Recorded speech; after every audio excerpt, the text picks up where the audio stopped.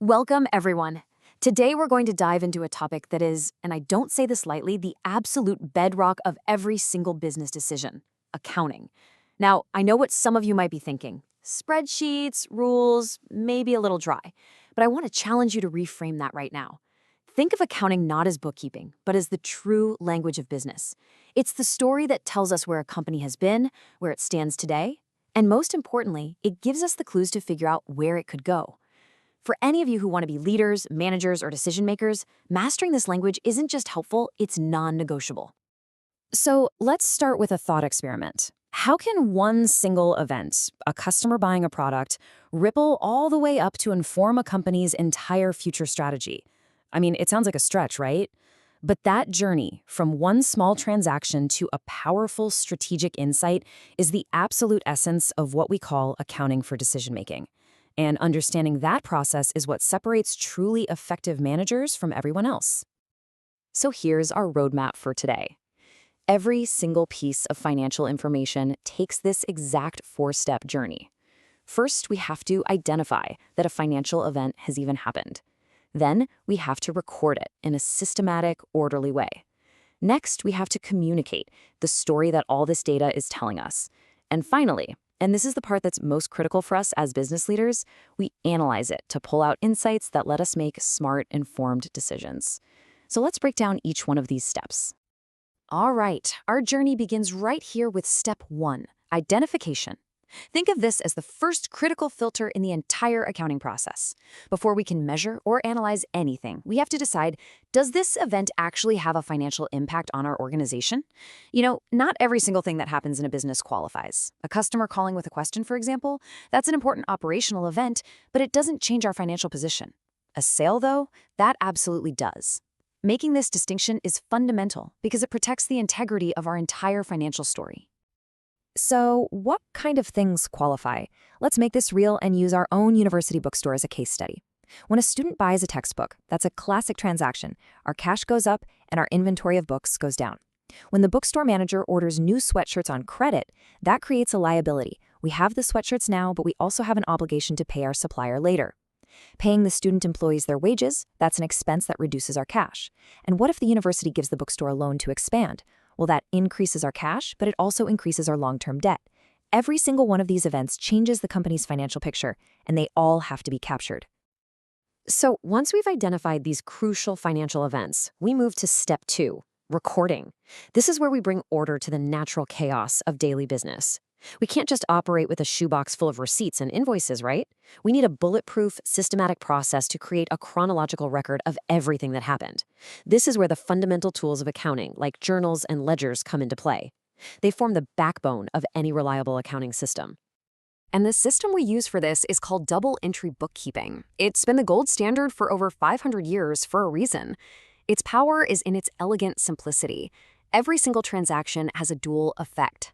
Let's go back to the bookstore. We sell a textbook for $100 cash. What really happens? Well, our cash account, an asset, goes up by $100. And our inventory account, another asset, goes down by the cost of that book. See? Two things happened. Or if we buy those sweatshirts on credit, our inventory asset goes up and our accounts payable, a liability, also goes up. Notice how every transaction hits at least two accounts. This is the magic that ensures our fundamental accounting equation, assets equals liabilities plus equity, always stays in balance.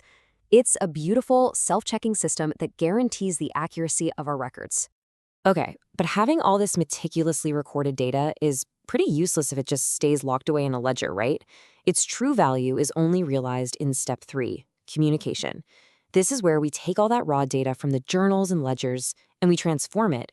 We summarize it into standardized reports. You've heard of these: the income statement, the balance sheet, and the statement of cash flows. These financial statements are the official way a company tells its financial story to all the people who have a stake in it. And this brings up a crucial point. We have to tailor the story for different audiences. First, you have your internal users. Think of the bookstore manager. She needs detailed, real-time data. She might ask, how many engineering textbooks do we sell this week? I need to know if we should reorder before midterms. That's managerial accounting. It's for day-to-day decisions. Then you have your external users. Think investors or the bank that gave the bookstore a loan.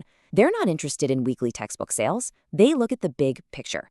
They want the summarized annual financial statements to ask, is this whole operation profitable? Is the bookstore financially healthy enough to pay back its loan?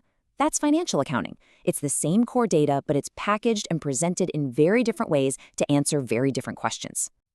And that brings us to the final and, for us as future business leaders, the most powerful step of all, analysis. This is where accounting stops being about looking in the rearview mirror and becomes a tool for steering the car forward. We use techniques like ratio analysis and trend analysis to interpret the financial statements. We aren't just looking at the numbers anymore, we're looking for the story behind the numbers, so we can build a strategy for the future. This quote absolutely nails it.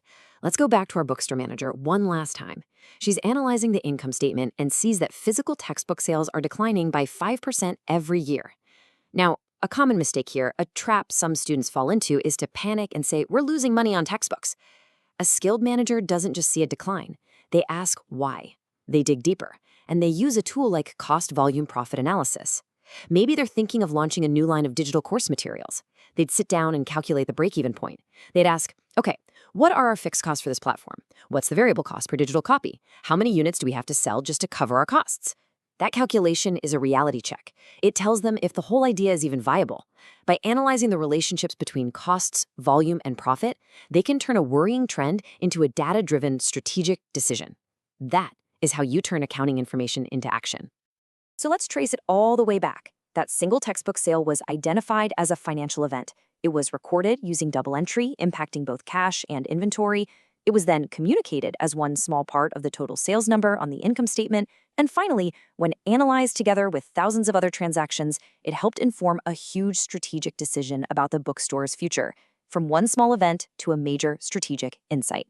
That right there is the true power of accounting. So now that you understand this four-step journey, I'll leave you with a question to think about.